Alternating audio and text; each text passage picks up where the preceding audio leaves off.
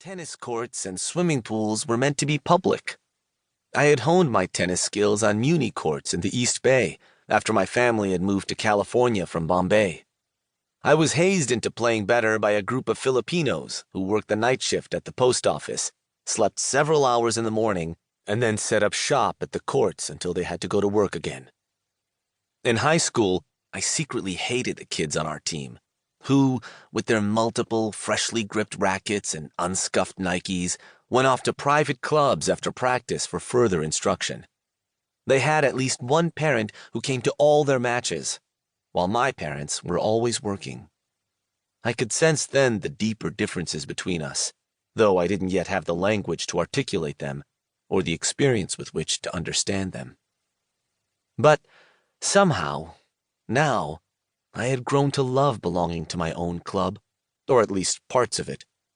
I loved the late afternoon matches, when the soft winter California sun lit up the surrounding hills in orange phosphorescence. I loved grilling meat with our friends while the children swam and swooped in for bites of hot dog. I loved diving into the pristine pool, swimming the length in one breath, and appearing at the other end, refreshed and alive. And most of all, I loved being there with Eva and our boys when the place was empty, hitting balls on a court and then jumping into the pool, the four of us, a perfectly self-contained pod. In most every way, the club was not so different from the club my family had belonged to before we left Bombay. We'd joined a gymkhana, one of many clubs that had originally been made for British colonials, but later, by the time we were members, were populated mostly by Bombay's upper middle class, after my father had gotten a big promotion. That was where I'd swum in a pool for the first time, and after swimming, I'd lounge in the comfortable, dilapidated clubhouse with a mango lassi and a vegetable Frankie. I had easily blended into the background at the gymkhana. Not so much at the TC.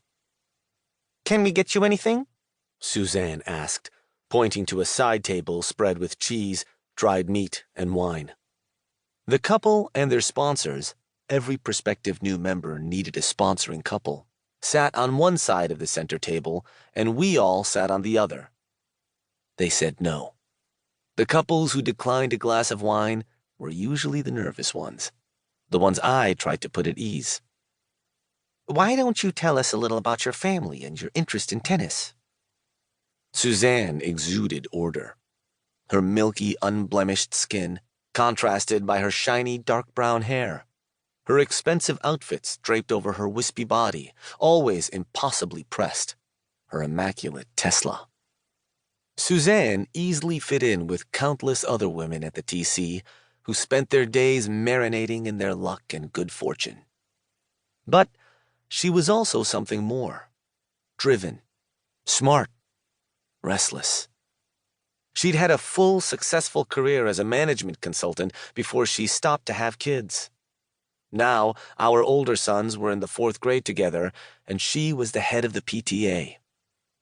She brought a certain fat-trimming zeal to that group, as well as the TC's membership committee, several nonprofit boards, and her own home, none of which seemed to burn her substantial reserve of fuel. Eva liked her for who she had been, but not for what she had become.